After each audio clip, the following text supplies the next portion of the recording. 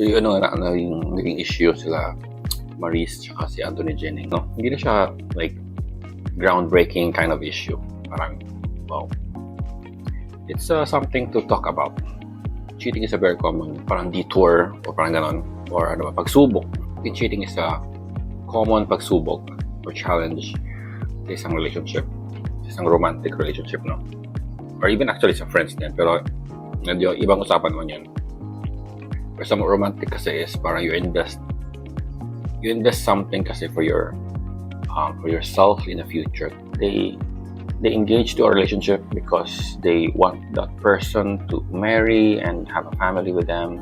Diba, pang long term kasi yung eksena nila. So, big deal talaga yung cheating. Mayroon silang future na nakikita between them and the partner. The question is, nakapag-cheat ka na ba? Have you been cheated? Or ikaw mismo ay nag-cheat na ba sa isang relationship? So yun na nga, let's go back to the cheating kineso. Well, for sure, hindi kayo sasagot, no? If ever sasagot kayo, mag-comment na kayo doon sa comment section. Sa TikTok o Instagram or doon sa podcast or sa website ko. Ayan. So for me, yes, both. I have tried na. It's just that yung recent ko, that was hindi masyadong painful. Yung nag-cheat naman kasi ako before. So, parang I understand the person. Di ba? Parang ganun. And probably, parang sabi ko, this is probably my karma. Parang ganun. So, younger guys are common siguro sa kanila ganun. They don't want to be left out or they feel that they need to really maximize their time, what they have. Parang ganun. Because that's what I felt also before when I tried cheating. So, pero in my previous relationship, so far naman is hindi naman sila nag-cheat sa akin. Mga relationships ko ended okay. They were not because someone cheated, right? Hindi naman siya ganon ka painful. For sure, maraming hindi magugustuhan. No one wants a cheater or the cheating. Pero let us not make it a taboo. So, let's face the reality na it happened, and it will happen again on other relationships. It might happen again to me. It might happen to you also. So, anyway, so yun nga. Speaking of it will happen, so will it happen lang ba yung cheating? Will it just happen? Parang ganun. For me, kasi di ba sinasabi nila na cheating is a decision, which is true. I also agree with that one. Pero sometimes may mga eksena din na you especially if you are not conscious sa sarili paligid mo, or parang you're just going with the flow sa life. Sometimes it is true na it will just happen. Sometimes nafo-fall tayo sa isang tao. Yung bonding nun sa taong yun is different from the way you bond with your official jowa or your asawa, right? It could be challenging, it could be sweeter, it could be adventurous, ganon, or baka marami lang nangyayari sa inyo together. I mean, activities. Marami lang mga activities kayong ginagawa together, which makes your life parang, lively again. Versus your current jowa na parang, stagnant na, nasa plateau. So parang ganun na lang. Wala na siyang exciting part. So, ayun. So, kaya, when you found someone na it brings you life again, or alive again, so doon ka na hook, no? And then doon ka nag-pursue, and then ayaw mo naman ding masaktan yung official jowa mo or your official partner, because meron din ako yung pinagsamahan, and you went there also before. It's just that na hindi na siya ganun wala na kayong spark, wala nang exciting part. So initially you will just thought na I will just play along with this one, ganun yung eksena at first, parang you will not think parang you will think na this is just a play. This will not last long. Until mahulog ka. Ganon. Until you will just wake up one day na mas pipiliin mo na yung second person. I mean, yung second party over your official partner. Diba? Pero, even if that's the case, no, meron pa rin parang decision making pa din, right? Even if na-fall ka bigla, because suddenly you're just, riding the flow in life. And then, later on, you will still have to face the question pa rin if you will continue with that one. Kasi hindi ka naman like parang ma-amnesia lang bigla, right? Like, ma-amnesia ka. Hindi mo na maalala yung isa, then later on, maalala mo na naman. Diba? Wala ka namang, hindi naman ganun ka-common yung dual personality. So, mostly naman is maayos naman tayo. Wala naman tayong dual personality. Wait lang, parang mayroong may warping. Mayroon na namang warping na nangyayari. So, mayroon pa ring part where you have to ask yourself if you're going to push through with that relationship na So, ano ba yung mga ano ba yung mga signs if, or kung for example ikaw yung partner na ikaw yung official partner and feeling mo parang yung partner mo is parang meron na siyang third party. Ganun. Parang meron na siyang kakaiba, right? So, ano ba yung mga kakaiba na yun? For example, kung matagal na kayo, right? Normally, hindi na kayo masyadong nagte-text, nagchat-chat. Parang hindi na din siya ganun ka, sa phone niya, ganun attached sa phone niya. Siguro kung attached man siya, probably sa laro, ganun, or sa work, right? Pero, parang, iba kasi yung attachment sa phone because meron siyang hinihintay na text or chat, right? Parang excited siyang i-open yung phone niya from time to time. Because probably merong nag-chat, gano'n. Diba? So, pag may ganong eksena na, pag-isipan mo na, tsaking. Sa social media niya, so for example, some people na sa social media niya, depende sa parang style niya. May iba na naka-private, yung iba naman naka-public. So, pag may nagbago din doon sa style ng social media niya, o kung ano man yun, pero pag ganun is magsimula ka nang mag-imbestiga para sigurado tayo, no, na ganun. And then, what else ba? Yung pagiging sensitive sa privacy. Ang dati parang okay lang naman sa kanya na i-open yung phone niya, i-open yung messenger niya, and all of that. Pero suddenly, nagbago. Parang it's wrong. Sasabihin niyan, it's wrong to open, private inboxes or inboxes na hindi sa kanya, right? So, that includes mga messenger, mga Viber, or mga inboxes ng Instagram or Facebook or whatever. So, pag may nagbagong ganon, so, kabahan ka na din. And the next is the level of intimacy. So, di ba, you'll notice din naman na kahit for example, platoon na kayo, no? You'll notice na parang dahan-dahan din siyang, even if it's plateau, you can still feel pa din naman na parang meron pa siyang thoughtfulness, caring sa'yo. Pero, if you notice na parang hindi mo na siya nararamdaman, magsimula ka na rin mag-imbestiga. Another, signs na probably mayroon ng kakaiba sa partner mo, or meron siyang iba, it's because some of his friends or her friends probably are aware. It's either they're aware, both of them, your partner and his or her friends, or it could be na hindi nila alam ng partner mo na alam na rin niya ng friends niya, right? But if you're together with his friends or with her friends, kunwari, you have Christmas gathering or birthday or mga gathering na ganon. Tapos, or kunwari mag-text, mag-chat sa partner mo. And then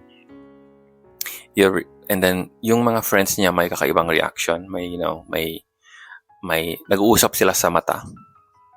So, kasi nandun ka di ba? Tapos nag-chat yung third party. And then the friends are aware of it. Pag may mga ganon, parang there is some weird vibe between you, the friends, and the partner, magsimula ka na rin mag-imbestiga. Next naman is, magsisimula na siyang mag-gaslight sa'yo. No? Ito na yung ito na yung simula ng pagbabago. Charing. Ito na yung, mag-gaslight na siya sa'yo kasi for Filipinos, hindi tayo ganon ka direct to the point. Diba? So, minsan nahihiya tayo or meron tayong, there is something on us na hindi natin masabi, especially if that topic is, it will hurt the other party. So, in your case, sa relationship nyo, pag for example, nag-cheat na nga yung partner mo, no? So, meron na siyang busy na siya sa iba.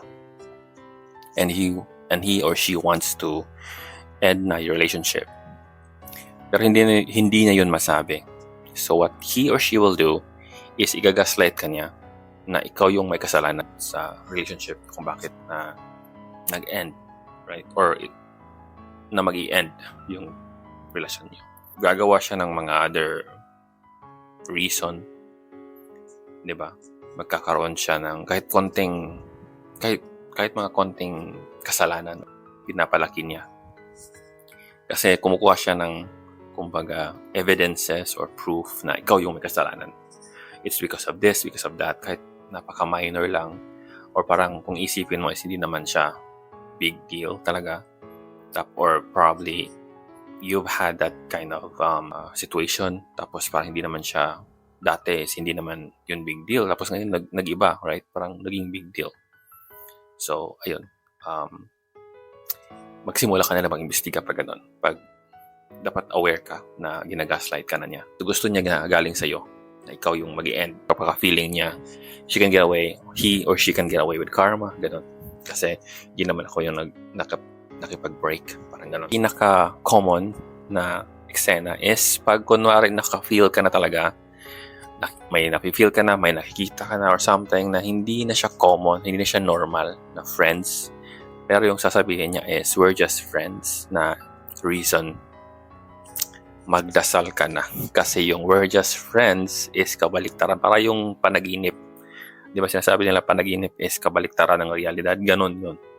Kung sinabi niya we're just friends, tapos yung nakikita mo is iba na talaga yun. So, how to prevent cheating ba?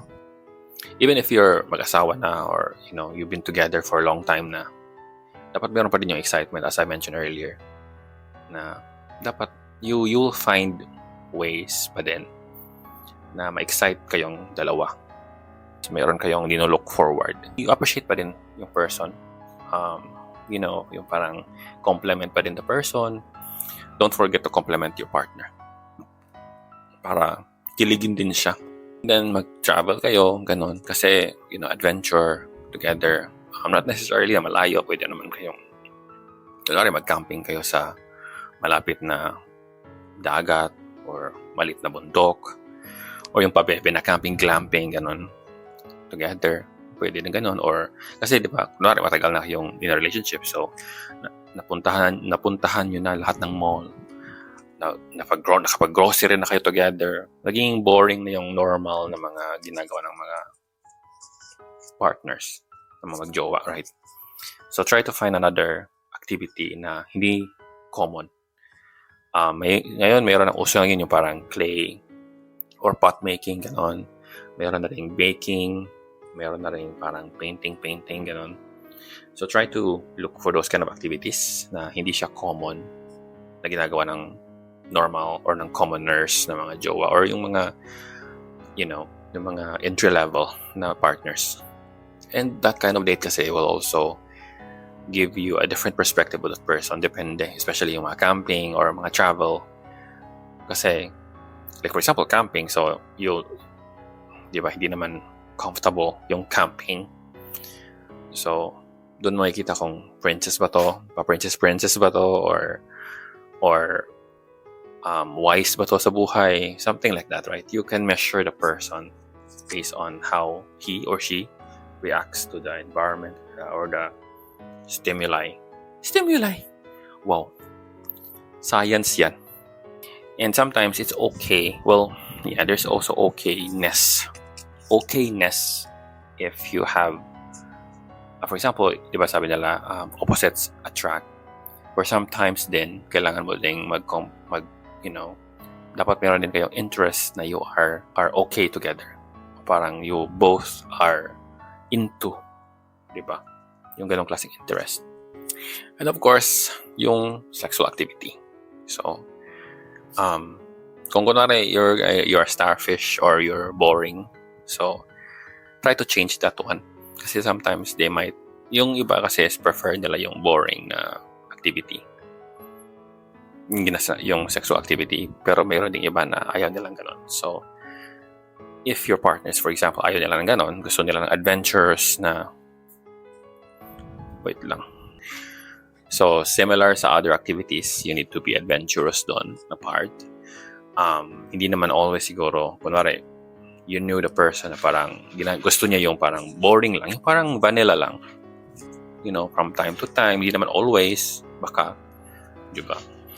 Find another, or look for another thrill, or flavor together. Another flavor of intimacy. Ganon, right? Kasi that's important din eh. Kasi yun yung difference nyo between a friend and a lover.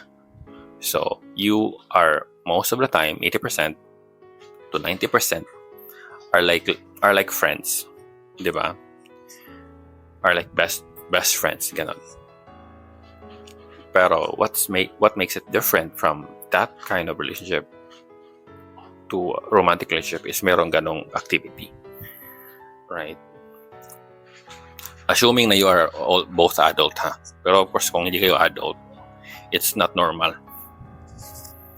This is for adult na situation. Again, cheating is a choice. Yes, I agree. It will not just happen. It may look, minsan, earlier parang sinabi ko na ito, may mga times na parang it happens lang. Parang just happen. But, at the end of the day, I just realized na, yeah, there is a point in time when you are there before you engage to that cheating or probably engaging to a third party. Kung ikaw yung cheater, there is a part sa buhay na yon na you will be asked, that you have to ask someone or yourself will ask yourself if you will push through this relationship kahit bigla kang na fall because you'll find the person interesting or it brings life to you. So you'll be asked kung will you push this one while you are still with this person? Parang ganun, right? And if the answer is yes, now you will push through with that new person while continuing with the official. So that is still a choice, right? Yung victim, yung for example, hindi niya alam na pala siya, third party pala siya. So yun yung probably the just happen part. Parang kasi na-fall ka doon eh. Hindi naman inasahan na ikaw pala third party, right? Assuming na totoo talaga hindi mo alam. Pero pag kunwari alam mo na, nalaman mo na ikaw yung third party pero you continue pa din, so that is a choice na din. So hindi na siya just happen, na parang nangyari lang, na parang na-fall ka lang bigla, gano'n, na parang aksidente lang. There is already a deliberate choice. So if you don't like na the partner, your current partner, hiwalayan mo na. Sabihin mo na hindi mo na siya mahal, at least. Kasi regardless kasi, 'di ba, kung sabihin mo na hindi mo na siya mahal versus yung time na malaman niya nag-cheat ka. Same pa din naman yung pain eh. Lessen yung pain kapag sinabi mo lang na you are falling out of love. Ganon. 'Di ba? Kasi parang okay, Kasi kunwari sabi niya, bakit ka na fall out of love? Can we patch it? Can we patch things up ba? Ganun mga, he or she will try pa din naman his or her best to win you again, right? And baka din naman talaga yun yung need mo, no? Na baka yun just to spark, you just need a spark again sa relationship nyo. So baka, right?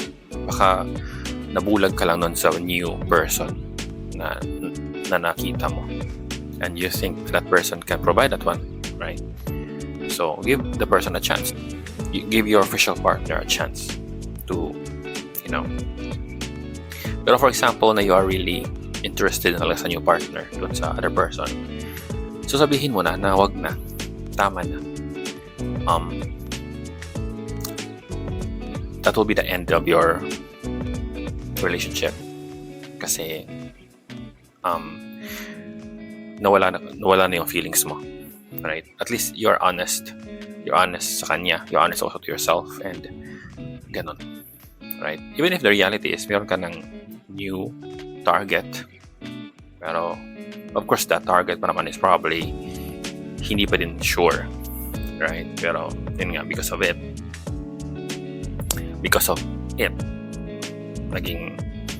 naging malabnaw na yung relationship niyo ni official. So it's better na sabihin mo na lang, para yung pain na mararamdaman niya will not be that painful pag nalaman niya nag-cheat ka, cheating or niloko ka, diba? Parang there is really like a kasalanan talaga na will have that guilt, diba? So yun lang. Pero of course, para may drama sa buhay, may ganap,